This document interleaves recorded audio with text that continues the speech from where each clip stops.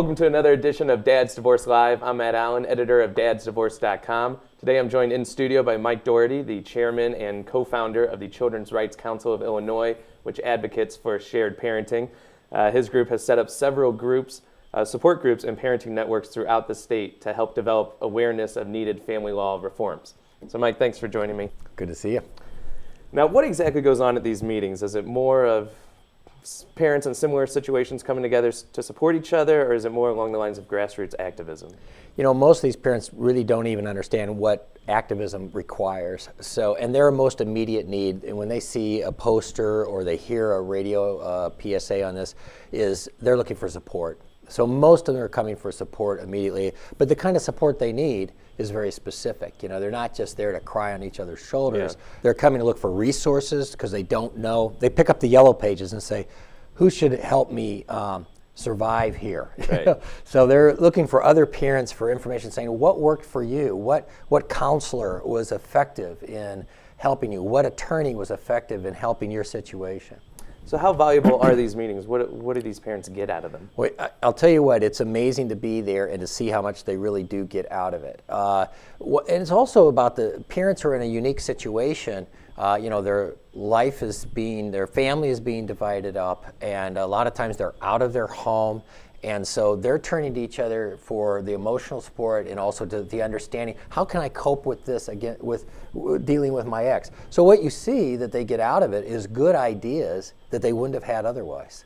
And was this your idea to start it, or where did this idea come from? So support groups have been around for a lot of causes for a long time. I started one in my home county, McLean County, a couple of years ago, and it kind of grew. And now it's taking off again with Patrick and Susie Mahoney are leading it. We've got a number of meetings going. And then through the Children's Rights Council, State Association, which I'm the chairman of, yes, our board of directors got together and decided that we would like a number of these support groups across Illinois.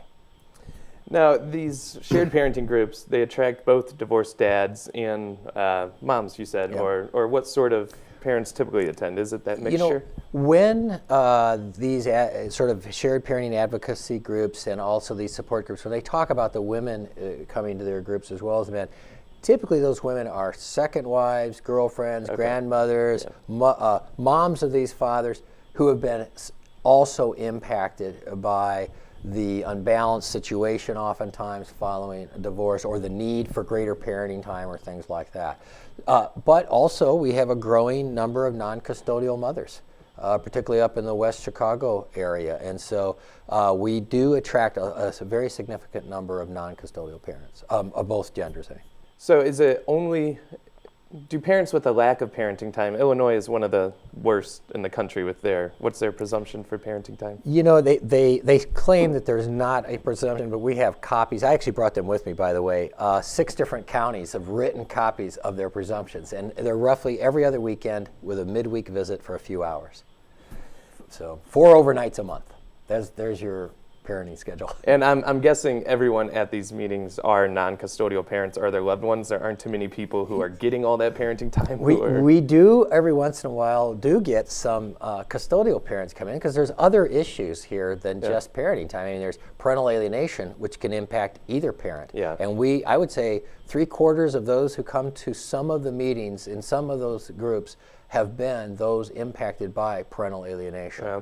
So, you do get some custodial parents showing up there. Yeah, we've talked a lot about parental alienation on these shows and articles on the site or whatever. It is extremely prevalent, like almost just insane how prevalent it is. It's huge. It's really so sad, Yeah, and it's unfortunate it's being used, as a strategy to win, and it works.